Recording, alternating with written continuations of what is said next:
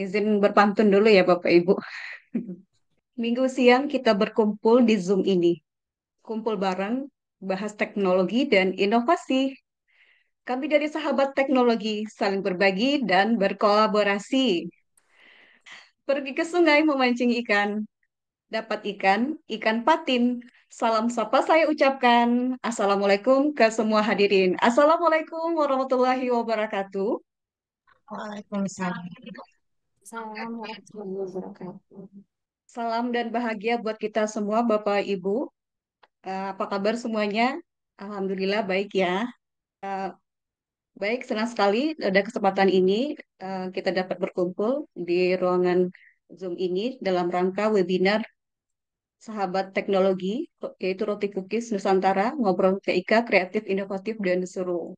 Alhamdulillah, puji syukur kita kehadiran Allah Subhanahu Wa Taala. Pada kesempatan ini kita masih diberikan nikmat sehat sehingga kita akan menyimak praktek baik yang telah dilaksanakan oleh Bapak Ibu narasumber pada kesempatan ini. Nah, Bapak Ibu, perkenalkan saya Lili Suryani, sahabat teknologi dari Jambi, merupakan moderator pada kesempatan hari ini dan sekaligus menjadi narasumber di nanti di urutan ketiga atau terakhir.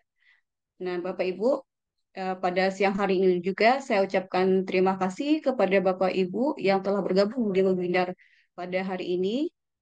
Semoga Bapak Ibu mendapatkan manfaat dan berkahnya apa yang telah kami dapatkan dalam praktek baik ini Bapak Ibu. Baik Bapak Ibu, terima kasih. Kita lanjutkan kembali. Nah, Bapak Ibu, pada webinar Sahabat Teknologi bertajuk Roti Cookies Nusantara ini, tentunya kita akan mengenal atau mengetahui bagaimana sih cara menerapkan model pembelajaran berbasis TIK dengan pemanfaatan platform teknologi berbagi praktek baik. Ini akan menjawab pertanyaan tersebut. Di sini sudah hadir tiga narasumber kita pada kesempatan ini. Saya perkenalkan dulu. Yang pertama nanti adalah Bapak Arif Hamidi dari SMK Negeri 1 Bancak yang akan berbagi praktek baik, yaitu tentang microlearning dengan pemanfaatan media pembelajaran interaksi untuk belajar yang menyenangkan dari sahabat teknologi Jawa Tengah. Baik Bapak Ibu, di tengah-tengah kita juga sudah hadir uh, opening speech kita, yaitu Duta Teknologi Kemdikbudristek Jawa Tengah tahun 2021, yaitu Ibu Anita Sokarini, SPD. Selamat datang Ibu. Kemudian ada lagi Duta Teknologi Kemendikbudristek dari Sulawesi Tenggara tahun 2021, ada Ibu Lia Nur Isnaini, SPD GR. Selamat datang Ibu Lia. Oke. Baik Bapak Ibu, selanjutnya kita akan opening speech pertama dari Ibu Duta Teknologi Kemdikbudristek dari Jawa Tengah tahun 2021, yaitu Ibu Anita Sukaini SPD. Untuk kepada Ibu Duta kami persilakan. Baik, terima kasih. Suara saya masuk, Bu Lili. Ya, terdengar jelas Ibu Ani. Ya, terima kasih. Ya. Assalamualaikum warahmatullahi wabarakatuh. Waalaikumsalam. Yang saya hormati Kak Lia dari Sulawesi Tenggara. Halo Kak Lia. Ini terakhir ketemu kemarin di Solo, ya, waktu acara Yes, upgrading Kombel. Ini benar-benar. terima kasih. Terima kasih buat Roti Cookies Nusantara sudah mempertemukan kami ya secara virtual ya, karena kalau untuk ketemu luring memang harus ada surat tugas dulu ya biasanya, biar kita baru bisa ketemu secara luring ya. Seneng banget melihat Kak Lia di sini fresh banget ya. Padahal hari Minggu Kak Lia ya, tapi masih aja cantik ya. Oke, Kangen yang karena saya ketemu sama Kak Nita. jantan dulu ya. Oke, baik. Yang saya hormati pula dan dibanggakan oleh seluruh pendidik di seluruh Nusantara ya, Bapak Ibu sahabat teknologi, Pak Arif Harmidi dari Jawa Tengah, Ibu Lili dari Jambi ya, kemudian Ibu Andi dari Sulawesi Tenggara. Selamat datang Bapak dan Ibu peserta webinar pada hari ini. Luar biasa ya, ini hari Minggu, tapi Bapak Ibu berkenan untuk meluangkan waktu baik dari narasumber maupun dari peserta untuk dapat mengikuti webinar kali ini. Karena niatnya adalah untuk eh, belajar ya Bapak dan Ibu ya. untuk mencari inspirasi begitu. Bapak Ibu, saya di sini mungkin tidak banyak berkata-kata ya, karena nanti biar dari narasumber hebat ini yang akan membagikan inspirasi-inspirasi terbaiknya. Yang jelas saya ucapkan selamat sekali lagi dan berkali-kali saya ucapkan selamat kepada Bapak Ibu sahabat teknologi, Pak Arief, Bu Lili, Bu Andi, dan mungkin Bapak Ibu lainnya yang sudah dapat mencapai mencapai level 4 ya. Jadi Bapak Ibu, Pak Arief, Bu Lili, dan Bu Andi ini adalah peserta terbaik dari yang terbaik ya. Dari yang terbaik setiap provinsinya, 30 besar setiap provinsinya yang telah lolos dari level 1, level 2, dan level 3 program pembelajaran berbasis TIK atau Pembatik tahun 2023 yang diselenggarakan oleh Balai Layanan Platform Teknologi atau BLPT Bapak Ibu yang mengurusi berbagai platform teknologi Bapak dan Ibu.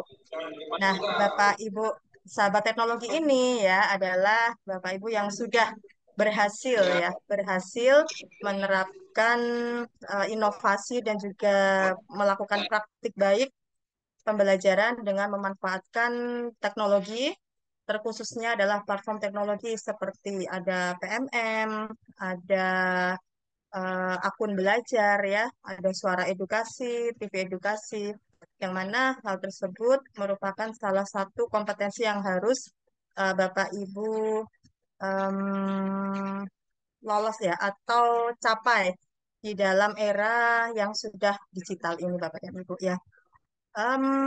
Mungkin itu saja yang dapat saya sampaikan karena tidak mau menyita waktu lama untuk Bapak Ibu narasumber berbagi ya. Jadi silakan nanti Bapak Ibu semuanya bisa menyimak paparan-paparan yang pastinya akan dapat memotivasi dan menginspirasi Bapak Ibu dalam berinovasi dalam dunia pendidikan ya dan dapat diterapkan pula nanti diambil insight dan pengalamannya untuk dapat diimplementasikan di pelajarannya masing-masing, di kelasnya masing-masing, di satuan pendidikan masing-masing ataupun di komunitas belajarnya masing-masing. Demikian Bapak dan Ibu, kurang dan lebihnya mohon maaf dan saya ucapkan sukses untuk Pak Arief, Bu Lili dan juga Bu Andi. Salam juga untuk Bapak Ibu Duta yang ada di Jambi dan juga Sulawesi Tenggara ya. Kak Lia, terima kasih juga. Sukses selalu. Wassalamualaikum warahmatullahi wabarakatuh. Saya kembalikan ke Ibu Lili.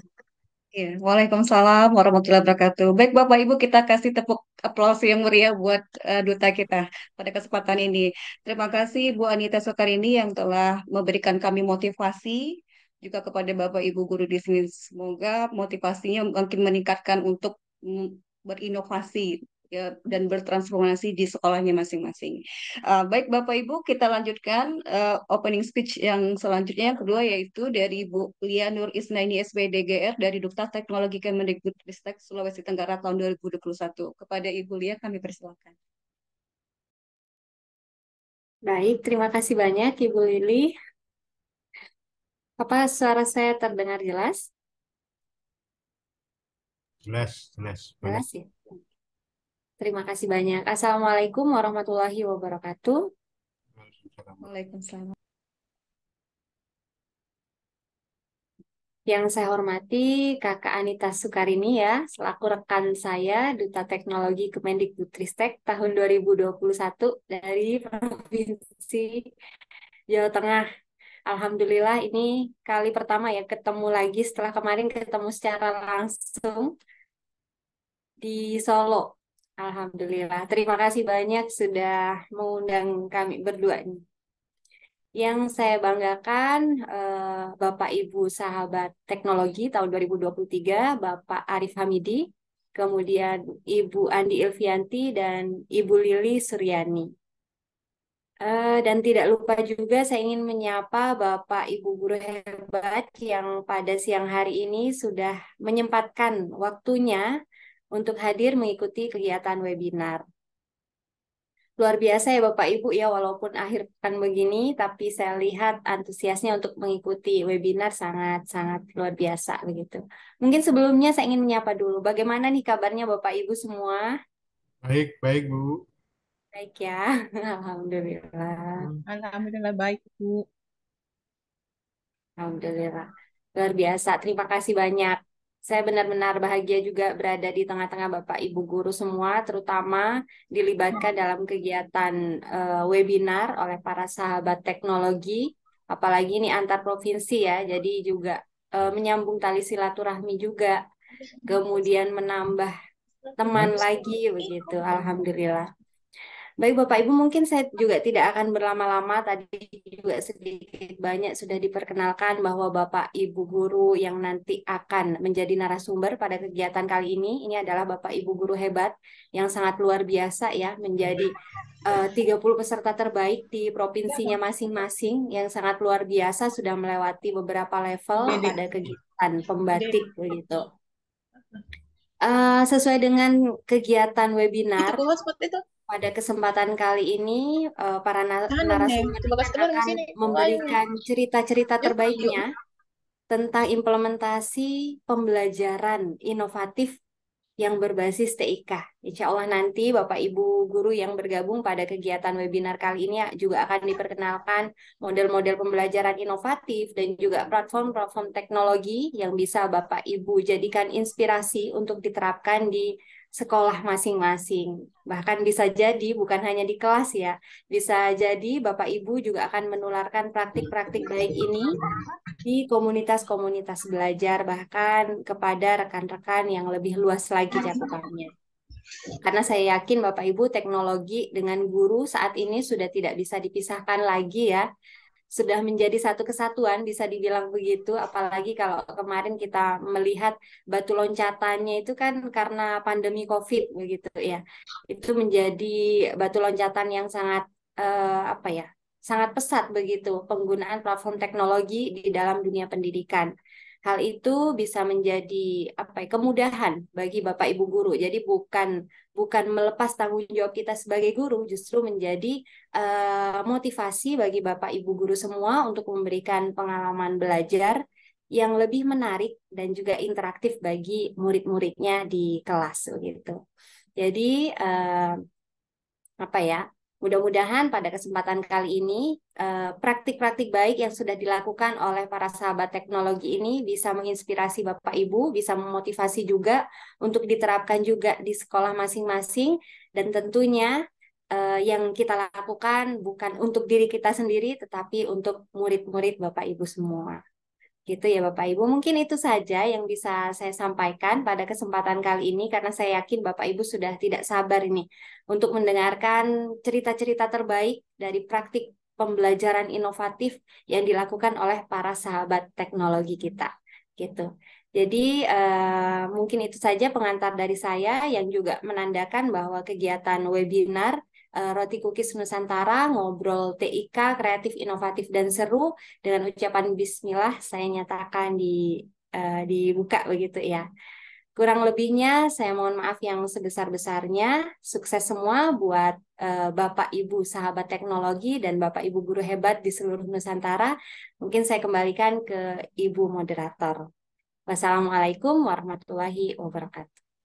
Waalaikumsalam warahmatullahi wabarakatuh. Iya Bapak Ibu, kita berikan aplaus lagi yang meriah untuk Ibu Duta kita, yaitu Ibu Lianur Isnaini yang telah memberikan arahan sekaligus membuka webinar Sahabat Teknologi pada siang hari ini. Terima kasih Ibu Duta yang telah hadir pada kesempatan ini. Ibu-Ibu Ya, Duta, kalau sama-sama, Bu. ya kalau ada kegiatan yang apa di luar ini mungkin Ibu Duta mungkin bisa meninggalkan room ini atau kalau masih mau berada di sini tidak apa-apa. Ya, saya ucapkan terima kasih atas kehadirannya Ibu Anita Sukarini dan Ibu Lianur Isnaini. Baik Bapak Ibu, kita lanjutkan ke kegiatan berikutnya yaitu pemaparan praktik baik yang akan disampaikan oleh narasumber kita.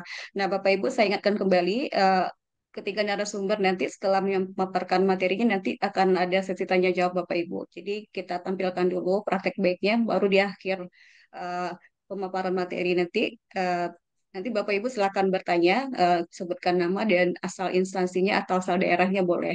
Boleh dengan raise hand atau open mic, boleh juga open mic ya Bapak Ibu.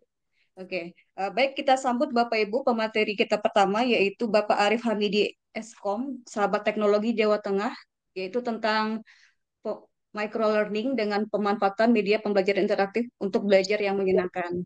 Jadi kita sambut Bapak Arif Hamidi, silakan Bapak. Terima kasih Bu Lili. Saya langsung mulai saja. Izinkan terlebih dahulu saya share screen dulu.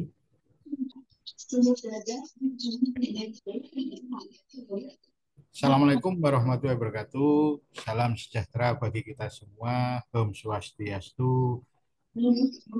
Nama budaya. Selamat siang Bapak Ibu semuanya.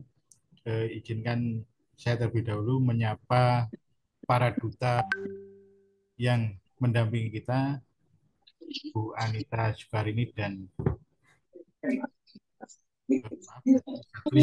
lupa dari Duta Sulawesi Tenggara.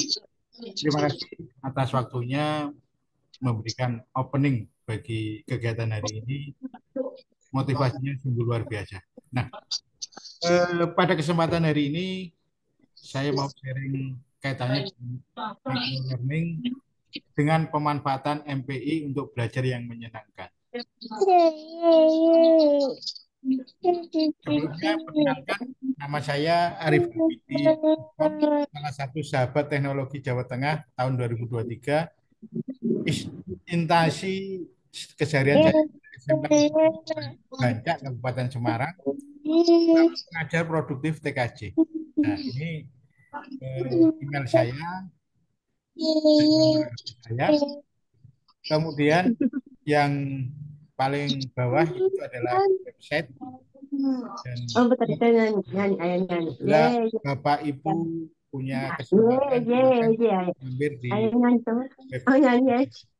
Memang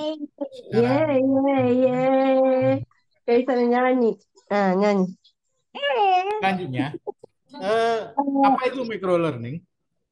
Secara konsep microlearning adalah metode pembelajaran yang dilakukan oleh pengajar dengan cara yang lebih singkat.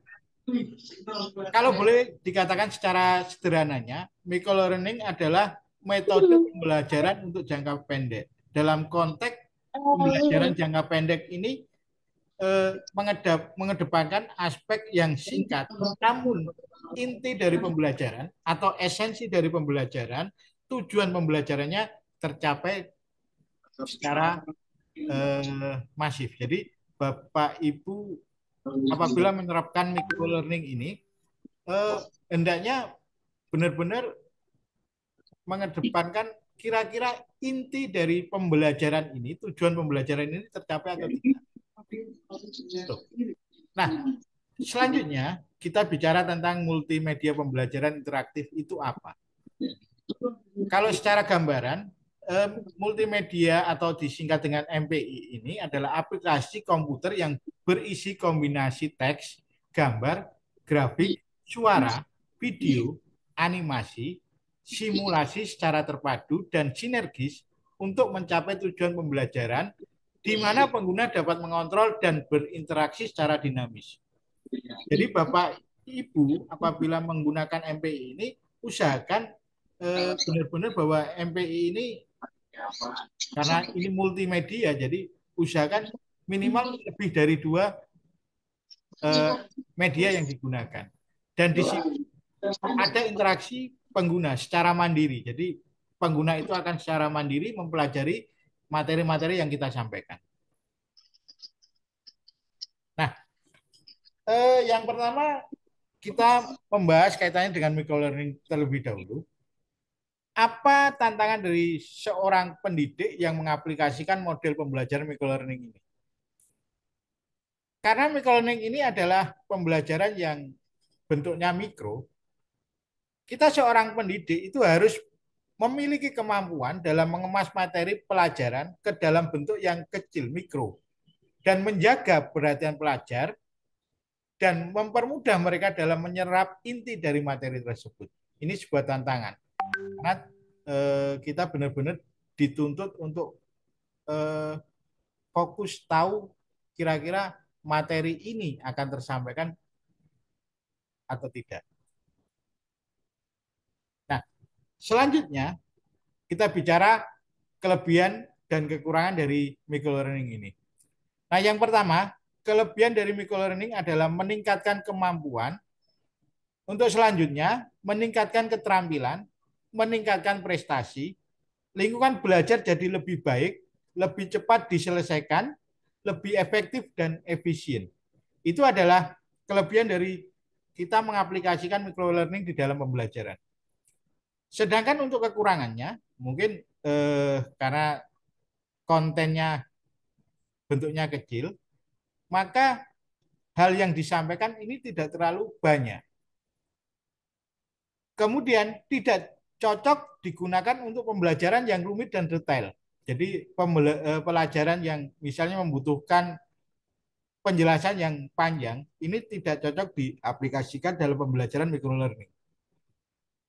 Yang terakhir, karena pembelajaran mikro kecil, ini dapat membingungkan apabila kita tidak mampu menyampaikan kesinambungan, keterkaitan dari sub materi satu dengan materi yang lainnya, akan membingungkan peserta didik juga. Jadi benar-benar ini sebuah tantangan yang sangat luar biasa jika Bapak Ibu mengaplikasikan microlearning.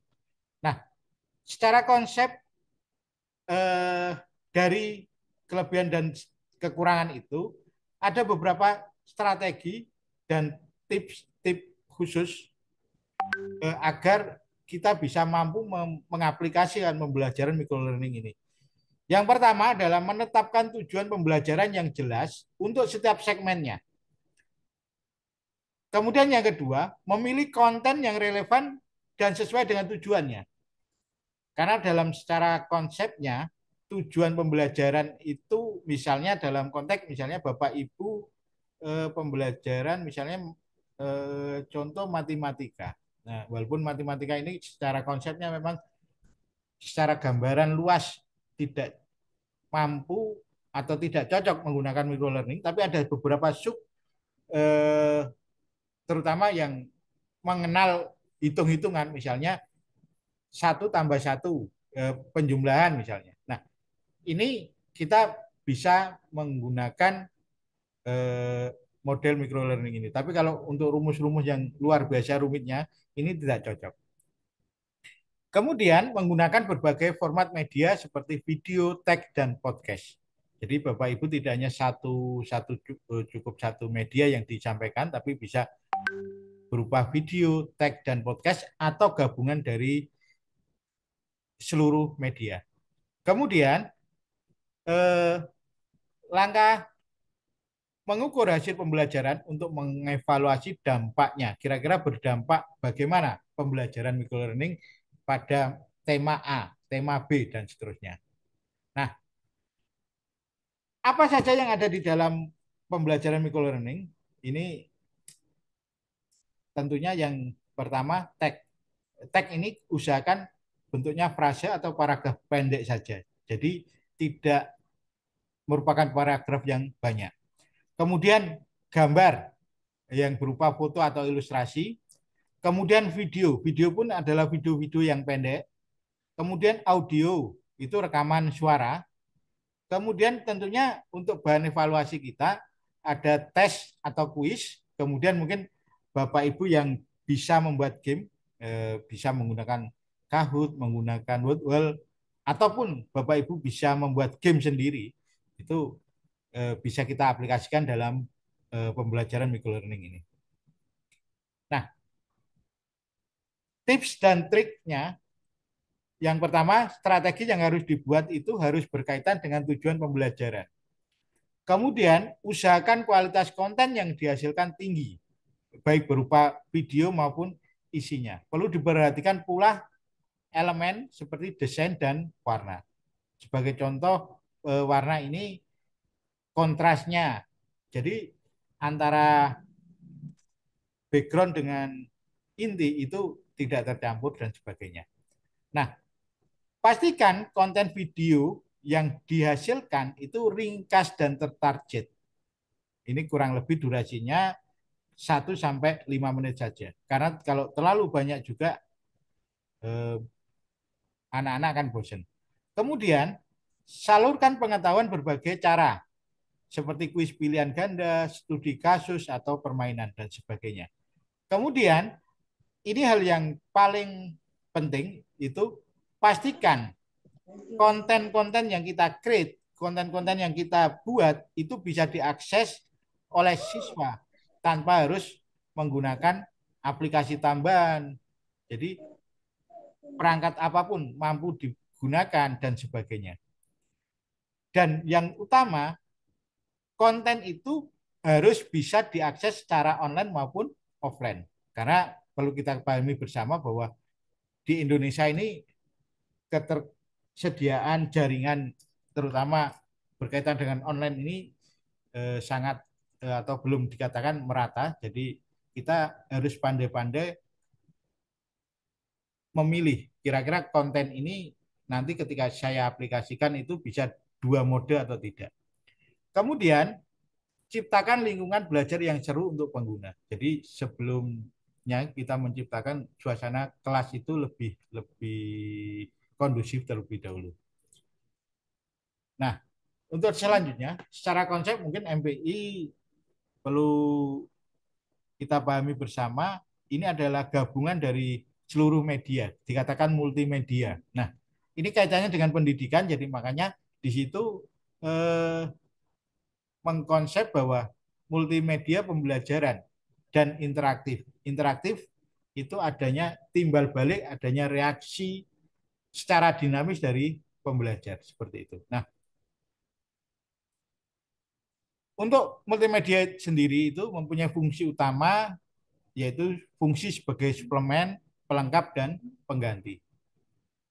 Kemudian, jenis-jenis media pembelajaran interaktif, itu ada multimedia pembelajaran interaktif berbasis e-learning, seperti mungkin Moodle atau apapun, mungkin Bapak Ibu yang pandai meng-create e-learning.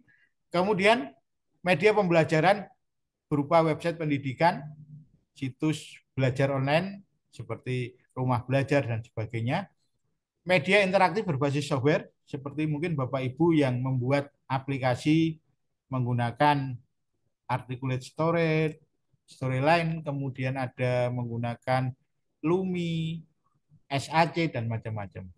Kemudian media pembelajaran interaktif berbasis aplikasi Android. Ini Bapak Ibu apabila membuat MPI yang menggunakan Android itu.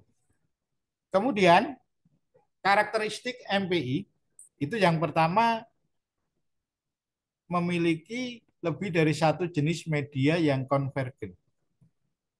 Misalnya menggabungkan unsur audio dan visual, video, podcast, atau apapun. Setidaknya dalam MPI ini menyajikan minimal 2 jenis media. Kemudian bersifat interaktif, yang berarti memiliki kemampuan untuk mengakomodasi respon pengguna atau siswa. Jadi siswa itu bisa belajar secara mandiri tanpa harus ada panduan dari kita. Kemudian fungsi dari MPI itu memperkuat respon pengguna secepatnya, mampu memberikan kesempatan kepada peserta didik untuk mengontrol laju kecepatan belajar, kemudian memperhatikan bahwa peserta didik mengikuti suatu urutan, kemudian mampu memberikan kesempatan adanya partisipasi dari pengguna dalam bentuk respon, baik berupa jawaban, pemilihan, keputusan, percobaan, dan lain-lain. Nah, sebelum saya akhiri, ini ada beberapa contoh MPI yang sudah saya buat. Yang pertama, mungkin ini kaitannya dengan konfigurasi akses point, karena saya mengajar produktif TKJ, kemudian ada DHCP server dan remote server. Jadi itu beberapa contoh, salah satunya tadi ini dari saya. Cukup sekian, terima kasih. Mungkin nanti apabila Bapak Ibu ada yang mau ditanyakan, kami persilakan. Waktu saya kembalikan ke Bu Lili. Terima kasih, saya akhiri. Assalamualaikum warahmatullahi wabarakatuh. Waalaikumsalam warahmatullahi wabarakatuh. Terima kasih Bapak Arif Hamidi yang telah menyampaikan praktek baiknya. Kita beri tepuk tangan dulu yang meriah Bapak Ibu. Boleh tepuk tangan virtual? Boleh juga. Ya, kita beri reaction Bapak Ibu. Semangat. Baik, terima kasih Bapak Ibu yang punya pertanyaan dan penasaran dengan media pembelajaran interaktif dari Pak Arif Hamidi ini. Kita simpan dulu ya Bapak Ibu. Eh, Nanti di akhir sesi pemaparan materi dari narasumber semuanya, nanti kita akan tanya jawab. Baik, kita lanjutkan. Silakan Ibu Arye Disnauli, MSPD. Mau menanyakan kepada siapa Ibu? Sebelumnya mohon disebutkan nama sama asal instansi atau daerah boleh. Silakan Ibu. Oke, terima kasih Bu atas kesempatannya. Selamat siang Bapak Ibu pemateri, terutama untuk Bu Lili. Terima Ya, kasih buat pemaparan yang sudah disampaikan, sangat luar biasa. Saya terinspirasi dengan yang Ibu sampaikan dan saya ingin mencoba, walaupun ini hal pertama MPI yang saya dengar untuk saya lakukan. Nah, perkenalkan nama saya Ari Risnauli M, SPD. Saya dari instansi SMA Negeri 5 Kejuruan Muda, Provinsi Aceh, Kabupaten Aceh Tamiang. Saya ingin bertanya, Bu. Namun ya tadi silakan. sudah terjawabkan Ibu tentang aplikasi offline nih kan. Tadi selain Canva yang offline, apa tadi ya? Satu itu aplikasi yang saya kurang paham tadi Bu untuk Mm-mm. penggunaannya. Namun saya sudah screenshot tadi Oh untuk ya, dicari. Nah, di daerah kami ini kan rentan untuk jaringan provider yang banyak, hanya Telkomsel, namun tidak cukup terjangkau di tempat peserta didik berada di hutan, Bu. Karena sekolah kami kan di daerah pegunungan nih. Nah, aplikasi yang kalau dia dengan jaringan internet kita sulit, Bu. Dia harus di atas atau di sekolah, keluar dari rumahnya atau dia ke tempat terkhusus yang jangkauan internetnya itu providernya bisa tersambung. Nah, saya tertarik yang untuk offline, Bu. Boleh nanti tolong di-share kembali, Bu, ya, aplikasi offline yang Ibu sampaikan tadi. Nah, pertanyaan saya,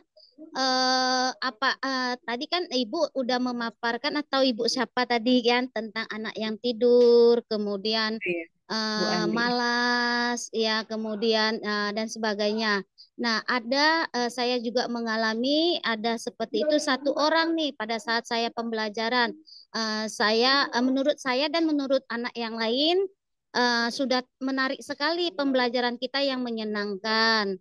Sudah saya lakukan pembelajaran berdiferensiasi konten, kemudian proses maupun produk. Nah, satu anak nih karena dia tersandung kasus bullying, jadi dia kurang menarik kalau dia tidak seperti melakukan bullying gitu. Nah, saya terkendalanya, jadi sudah saya sampaikan dia cuek, terakhir saya diamkan dia tertidur menggolek di lantai gitu. Sudah saya tegur, kawannya menegur, namun dia tidak gubris. Jadi saya lakukan di medsos saya itu siaran langsung di Instagram saya @aririsna. Nah, anak ini yang tertidur ini ada di situ. Tidak mendengar atau mungkin menurut saya terdengar. Nah, saya ingin bantuan Bapak Ibu narasumber nih untuk menghadapi satu orang anak saja, yang lainnya sih sudah oke. Menurut saya sih walaupun satu itu tidak masalah, namun saya tidak kurang.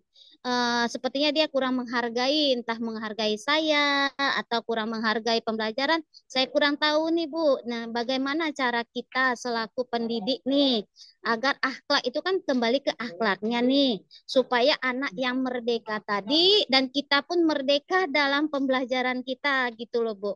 Terima kasih Bu. Saya kembalikan kepada Ibu Lilis kembali. Selamat Ya, siang. baik. Terima kasih atas pertanyaan Ibu yang luar biasa. Semakin tertarik Ibu ya menggunakan MPI itu sangat kami merasa sangat senang dan bahagia sekali Bapak Ibu ya. Baik, mungkin Pak Arif mau menambahkan. Iya, Bu. Iya, silakan. sedikit sharing baik ya Bu. Terima kasih untuk Bu Arye Nauli dari Nauli. Aceh. Eh, Iya. Salam hebat dari Nusantara ya Bu.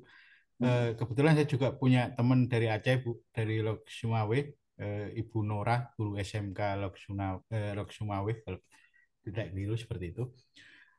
Izinkan saya sharing Bu kaitannya dengan anak yang mohon maaf berbeda berbeda pandangan terhadap pembelajaran kita di kelas. Secara konsep seperti ini hampir sama dengan seperti yang dikatakan Bu Andi tadi, bahwa memang kita harus tahu duduk permasalahan anak itu mengapa. Pasti dalam konteks seperti ini ada sebab, pasti ada musabab. Jadi ketika anak itu ogah-ogahan di kelas, pasti tanda kutip mungkin eh, belum sarapan, atau mungkin di rumah harus dia bekerja sampai malam dan sebagainya seperti itu, sehingga fokus dalam pembelajarannya kurang. Kemudian tidak ada salahnya kita berkoordinasi dengan guru BP, kemudian orang tua juga kita libatkan agar anak ini bisa fokus kembali. Itu tadi yang saya sering-sering sampaikan mungkin di berbagai kesempatan, bahwa dalam Merdeka Belajar ini memang anak itu tidak dalam tanda kutip merdeka sekali, bukan, tapi tetap dalam koridor secara etika, secara keilmuan harus sesuai dengan tujuan pembelajaran itu sendiri. Jadi bukan merdeka dalam artian nggak belajar pun nggak masalah, bukan itu Bu. Jadi eh, saran saya, kita berkolaborasi dengan guru-guru yang berkepentingan di situ. Bahkan mungkin bila perlu sampai kita libatkan eh, ke level mungkin kepala sekolah untuk melakukan pembinaan seperti itu. Kemudian ini Bu, kalau kalau boleh boleh kasih saran, apapun kegiatan anak itu yang kaitannya dalam tanda kutip hukuman, itu sebisa mungkin jangan kita share ke media sosial, Bu, karena itu sudah dianggap semacam kayak pembulian, Bu. Padahal kita sekarang sekolah diharapkan itu sudah bebas bullying, Bu, anti bullying semua. Dalam tanda kutip kita seperti itu, kita beranggapan mungkin dalam satu sisi untuk memberi efek jera ke anak, Bu. Tapi dalam satu sisinya itu kita bisa dianggap sebagai praktek bullying seperti itu. Jadi sebisa mungkin kalau kita memberi efek jera, memang yang pernah saya lakukan, saya juga pernah mengalami seperti itu, Bu. Jadi ada satu, tidak hanya satu, kebetulan saya di SMK, Bu. SMK itu kan yang tanda kutip luar biasa kenakalan remajanya. Itu ada satu kasus yang pernah saya hadapi seperti Ibu ini. Eh, saya menerapkan pendekatan secara personal. Anak itu kita dekati, kita ajak ngobrol, kita ajak sharing, berbagi tentang apa saja. Itu bisa, kalau mungkin ini laki-laki atau perempuan Bu ya? Laki-laki. Laki-laki, Oh, Pak. laki-laki. Iya, kalau laki-laki mungkin lebih lebih kita ajak duduk bareng. Saya rasa pemikiran laki-laki itu lebih lebih rasional, Bu ya, daripada perempuan yang mengedepankan perasaan. Saya rasa seperti saran Bu Andi tadi, kita mencoba mencari tahu permasalahan dia seperti itu, kenapa seperti itu. Ini mungkin yang bisa saya share ke Ibu. Eh, Mungkin kalau ada yang masih masih mengganjal, silakan kita berbagi seluas-luasnya untuk siapa saja, untuk sharing, tidak hanya kaitannya dengan media pembelajaran, tapi bagaimana kita membuat anak itu benar-benar merdeka belajar, bukan merdeka ngapain, tapi merdekanya itu hanya konteksnya belajar, Bu. Bukan merdeka di kelas duduk, tidur, terus pulang, duduk, tidur, pulang. Nah, itu bukan merdeka belajar, Bu. Itu artinya merdeka ngawur dalam konteks seperti itu. Itu terima kasih sharing dari saya, Bu. Iya, baik. Terima kasih atas penjelasannya Pak Arif. Semoga menambah lagi ya Bu Ari terkait dari salah satu peserta didik kita ya, ya Ibu ya. Mudah-mudahan nanti ketemu solusinya. Dan anak kita juga sudah mengetahui apa yang dan tugas kita untuk membantu ya Bapak Ibu ya, karena kayaknya mereka butuh gitu. Tapi kita harus tahu dulu apa sih gitu butuhnya. Ada dari Bu Nirwana ya pertanyaannya. Di sini katanya Assalamualaikum, izin bertanya untuk Pak Arief. Apa perbedaan microlearning dengan pembelajaran biasa yang dilakukan di kelas? Begitu Bapak pertanyaannya. Silakan Bapak. Izin langsung menjawab ya Bu, kaitannya dengan Iya, ini. silakan Bapak. Iya. Assalamualaikum Bu Nirwana, sangat luar biasa, terima kasih. Izin saya memberi penjelasan. Microlearning ini sebenarnya juga kita aplikasikan di kelas pun bisa Bu. Jadi tidak harus menggunakan media konten misalnya kayak MPI dan sebagainya. Kita bisa membuat media pembelajaran offline seperti yang tadi disampaikan Bu Lili, menggunakan PowerPoint show. Di situ kita memang membutuhkan proyektor sehingga anak itu biar apa ya istilahnya memahami apa yang kita aplikasikan. Secara konsep memang microlearning ini tujuannya adalah membantu seorang guru apabila guru tersebut tidak bisa hadir di kelas. Kalau dikatakan perbedaan dengan pembelajaran biasa, saya rasa ini ya kalau pembelajaran biasa di kelas itu kita tatap muka langsung, tetapi kalau dengan micro learning ini kita menggunakan media untuk berkomunikasi dengan anak seperti itu. Jadi kalau Ibu mengaplikasikan micro learning ini di kelas itu menggunakan menggunakan media-media yang berbasisnya adalah offline sehingga anak itu tanpa harus terhubung dengan internet, tanpa harus mempunyai kuota, anak itu tetap bisa melakukan pembelajaran. Hanya konsepnya saja kita bentuk menjadi pembelajaran yang mikro. Memang waktunya diharapkan sangat pendek, Bu. Jadi dengan misalnya mungkin ini mohon maaf ini Bu yang berada di SD mungkin 1 jam itu berapa menit ya Bu? Kalau di kami di SMK itu kan 1 jam 45 menit. Kalau di SD SMP 1 jam berapa menit ya kontaknya? Mungkin Bu Lili atau Bu Andi bisa Iya, kenapa Pak? Sama, Pak, sama. Iya, Pak. sama 45 menit. Kalau Bu Lili Iya. 1 jamnya berapa menit? Untuk yang SD ya Pak? Ya. Iya, itu 35 saya Pak. 35. Oke, misalnya ini kalau yang kita aplikasikan di SD ya misalnya. Dari 35 menit itu konteksnya misalnya dalam satu, ini guru kelas ya Bu ya. Misalnya yang kita ajarkan adalah IPAS misalnya di dalam kelas. Nah, IPAS ini kita kemas hanya subtemanya apa? Misalnya IPAS kaitannya dengan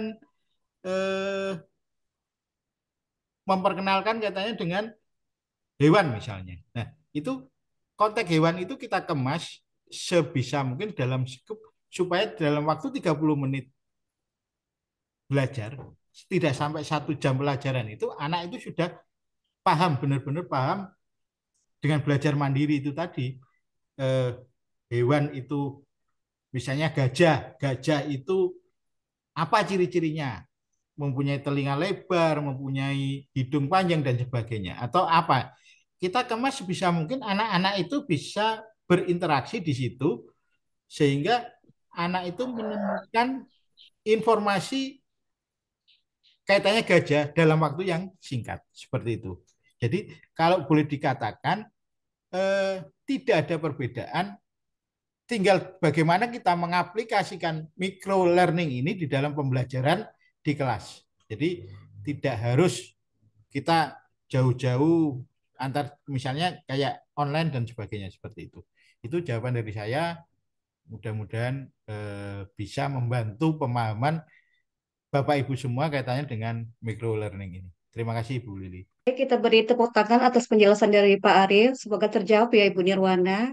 Baik, bagaimana Bapak Ibu? Apakah masih ada pertanyaan? Silakan Bapak Ibu, masih ada kesempatan terkait praktik baik yang telah dilakukan Bapak Ibu. Kami masih tunggu. Silakan Bapak Arief untuk closing statement pada webinar kita pada kesempatan hari ini. Oke, terima kasih untuk closing statement-nya.